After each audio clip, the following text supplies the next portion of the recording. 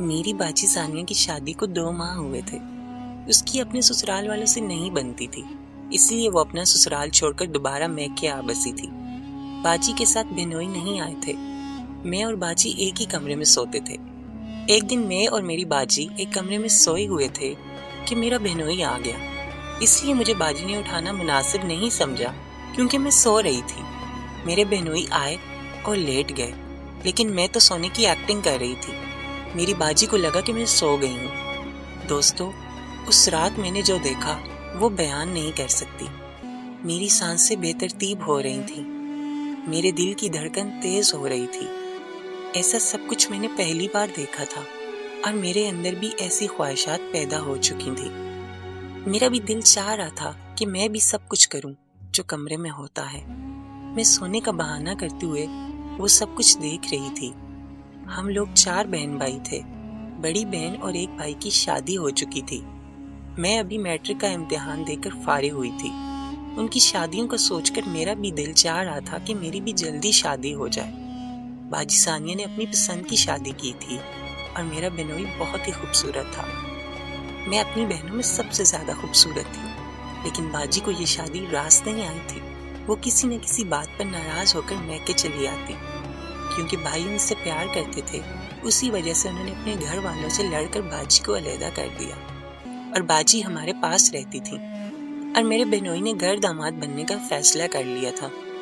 مجھے آگے پڑھنے کا بہت شوق تھا، لیکن جب میں نے میٹرک کے بعد آگے پڑھنے کا کہا کہ مجھے خاموش کروا دیا اور سب کہنے لگے کہ گھر کے حالات ٹھیک نہیں ہیں، اس لیے بس اتنا کافی ہے۔ مجھے سارا دن گھر کا کام کرتا دیکھ کر بہنوئی نے مجھ سے کہا، آگے کیا کرنا چاہتی ہو؟ میں نے کہا میں آگے پڑھنا چاہتی ہوں۔ تو بہنوئی کہنے لگے تم کوئی کورس کیوں نہیں کرتی؟ میں نے کہا کہ مجھے آگے پڑھنے کی کوئی اجازت نہیں دیتا۔ تو وہ کہنے لگے کہ میں خود تمہارے ابو جان سے بات کروں گا۔ شام کو سب لوگ جمع تھے تو بہنوئی نے بات شروع کی کہ ماریہ کو آگے بڑھانا چاہیے۔ پہلے تو کوئی نہیں مانا، پھر بہنوئی کے زیادہ قائل کرنے پر سب مان گئے اور انہوں نے کہا کہ میں خود ماریہ کو لے کر اور چھوڑ کر آیا کروں گا۔ میری خوشی کی کوئی انتہا نہ رہی۔ میں تو اپنے بہنوئی کو ہزاروں دعائیں دے رہی تھی۔ میں نے ایک فیشن ڈیزائننگ کے سینٹر میں داخلہ لے لیا اور وہاں روز نئے نئے کپڑے پہن کر جاتی۔ جب بہنوئی مجھے اس لباس میں دیکھتے تو بہت تعریف کرتے تھے۔ وہ مجھے روز بائک پر چھوڑ کر آتے تھے۔ پہلی بار میں کسی مرد کے ساتھ اتنا قریب ہو کر بیٹھی تھی اور میرے اندر ایک عجیب سا احساس سرایت کر گیا تھا۔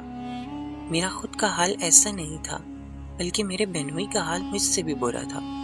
میں نے کئی بار ان کو روکنے کی کوشش کی، لیکن وہ نہ مانے۔ میں صبح کو بہنوئی کے ساتھ سینٹر جا رہی تھی۔ موسم بہت سہانا تھا کہ اچانک راستے میں بارش شروع ہو گئی اور بائک پر گھر جانا مناسب نہیں تھا۔ ہم وہاں پر رکنے کے لیے کوئی جگہ ڈھونڈنے لگے۔